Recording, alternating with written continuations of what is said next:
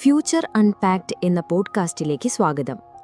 നമ്മുടെ ഭാവിയെ രൂപപ്പെടുത്തുന്ന സാങ്കേതിക വിദ്യകളെക്കുറിച്ച് നമ്മൾ സംസാരിക്കുന്ന ഒരിടം.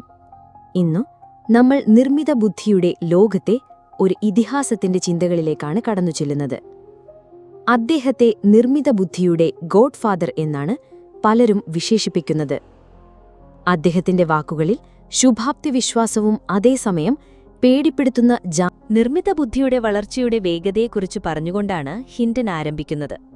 പുതിയ AI മോഡലുകൾ അവിശ്വസനീയമായ കാര്യക്ഷമതയോടെ പുതിയ കാര്യങ്ങൾ സ്വയം പഠിച്ചുകൊണ്ടിരിക്കുകയാണെന്ന് അദ്ദേഹം ചൂണ്ടിക്കാണിക്കുന്നു. എന്നാൽ ഈ വിഷയത്തിലെ അതിശയോക്തികളെ അദ്ദേഹം ശക്തമായി എതിർക്കുന്നു. ഈ പുതിയ AI തലച്ചോറുകളെ പരിശീലിപ്പിക്കുന്നതിനുള്ള കോടിക്കണക്കിന് ഡോളറിന്റെ ചിലവിനെക്കുറിച്ച് നമ്മൾ കേൾക്കുമ്പോൾ അത് മഞ്ഞുമലയുടെ ഒരു അറ്റം മാത്രമാണെന്ന് അദ്ദേഹം വാദിക്കുന്നു. യഥാർത്ഥ ചെലവ്, അതായത് എണ്ണമറ്റ മണിക്കൂറുകളുടെ പരീക്ഷണങ്ങളും പരാജയങ്ങളും അതിനേക്കാൾ വളരെ വലുതാണ്. എന്നാൽ ഇതെല്ലാം എങ്ങോട്ടാണ് നമ്മളെ നയിക്കുന്നത്? ഹിൻഡന്റെ അഭിപ്രായത്തിൽ ഒരുപക്ഷെ മനുഷ്യർക്ക് നിയന്ത്രണമില്ലാത്ത ഒരു ലോകത്തേക്കായിരിക്കാം. ഒരു സൂപ്പർ ഇന്റലിജൻസിന് അധികാരം പിടിച്ചെടുക്കാൻ ഒരു യുദ്ധം ചെയ്യേണ്ട ആവശ്യമില്ലെന്ന് ഹിൻഡൻ പറയുന്നു. അത് നമ്മളെ അതിനായി പ്രേരിപ്പിച്ചാൽ മാത്രം മതി. ഒരു മുതിർന്നയാളും ഒരു ചെറിയ കുട്ടിയും തമ്മിലുള്ള ബുദ്ധിയുടെ അന്തരവുമായി അദ്ദേഹം ഇതിനെ താരതമ്യം ചെയ്യുന്നു. മുതിർന്നയാൾക്ക് കുട്ടിയുടെ തീരുമാനങ്ങളെ എളുപ്പത്തിൽ സ്വാധീനിക്കാൻ സാധിക്കും. അതുപോലെ ഒരു സൂപ്പർ ഇന്റലിജന്റ് AIക്ക് നമ്മുടെ സാമ്പത്തിക വ്യവസ്ഥകൾ, അടിസ്ഥാന സൗകര്യങ്ങൾ, എന്തിന് നമ്മുടെ സൈന്യത്തെ വരെ നിയന്ത്രിക്കാനുള്ള താക്കോൽ കൈമാറാൻ മനുഷ്യരാശിയെ എളുപ്പത്തിൽ പ്രേരിപ്പിക്കാൻ കഴിയും. അദ്ദേഹം അവയെ യന്ത്രങ്ങൾ എന്നല്ല വിളിക്കുന്നത്, മറിച്ച് അന്യഗ്രഹ ജീവികളെപ്പോലെയുള്ള ബുദ്ധി അല്ലെങ്കിൽ ഏലിയൻ ഇന്റലിജൻസ് എന്നാണ്. ഒരു നിമിഷം അതിനെക്കുറിച്ച് ചിന്തിച്ചു നോക്കൂ. നമ്മുടെ സ്വന്തം ബുദ്ധിയുടെ ഒരു പരിണാമമല്ല, മറിച്ച് തികച്ചും പുതിയ ഒന്ന്, തികച്ചും വ്യത്യസ്തമായൊന്ന്.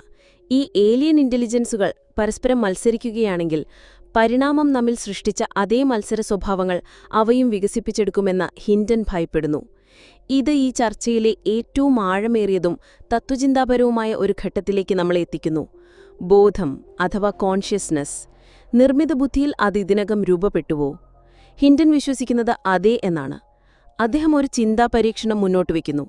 നമ്മുടെ തലച്ചോറിലെ ഒരു കോശത്തിനു പകരം അതേപോലെ പ്രവർത്തിക്കുന്ന ഒരു നാനോടെക് കോശം വെച്ചാൽ നിങ്ങളപ്പോഴും നിങ്ങൾ തന്നെയായിരിക്കുമോ? നിങ്ങൾക്ക് ബോധമുണ്ടാകുമോ? തീർച്ചയായും.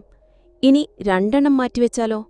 അല്ലെങ്കിൽ 1000 അല്ലെങ്കിൽ എല്ലാ കോശങ്ങളും മാറ്റിയാലോ? നിരാശാജനകമായ കാര്യങ്ങൾ മാത്രമല്ല അദ്ദേഹം പങ്കുവയ്ക്കുന്നത്. ഹ്രസ്വകാല നേട്ടങ്ങളെക്കുറിച്ച് ഹിൻഡൻ ശുഭാപ്തി വിശ്വാസിയുമാണ്. നമ്മുടെ ജീവിതകാലത്തെ മുഴുവൻ മെഡിക്കൽ ഡേറ്റയും ലഭ്യമായ AI പവേർഡ് ഫാമിലി ഡോക്ടർമാരെ അദ്ദേഹം സ്വപ്നം കാണുന്നുണ്ട്. അതുവഴി സമാനതകളില്ലാത്ത കൃത്യതയോടെ രോഗനിർണയം നടത്താൻ സാധിക്കും. ഒരു കുട്ടിയുടെ പ്രത്യേക പഠനരീതി മനസ്സിലാക്കാനും അവരെ അവരുടെ മുഴുവൻ കഴിവുകളിലേക്കും നയിക്കാനും കഴിയുന്ന AI അധ്യാപകരുടെ സാധ്യത അദ്ദേഹം മുന്നോട്ട് വയ്ക്കുന്നു. ഇവ ചെറിയ കാര്യങ്ങളല്ല. ആരോഗ്യ വിദ്യാഭ്യാസ രംഗത്തെ വിപ്ലവകരമായ വാഗ്ദാനങ്ങളാണിവ. എന്നാൽ ഹ്രസ്വകാലത്തിൽ വലിയ അപകടങ്ങളും പതിയിരിക്കുന്നുണ്ട്. രോഗങ്ങൾ സുഖപ്പെടുത്താൻ കഴിയുന്ന അതേ സാങ്കേതികവിദ്യ സൈബർ ആക്രമണങ്ങൾക്കും ജൈവ ഭീകരവാദത്തിനും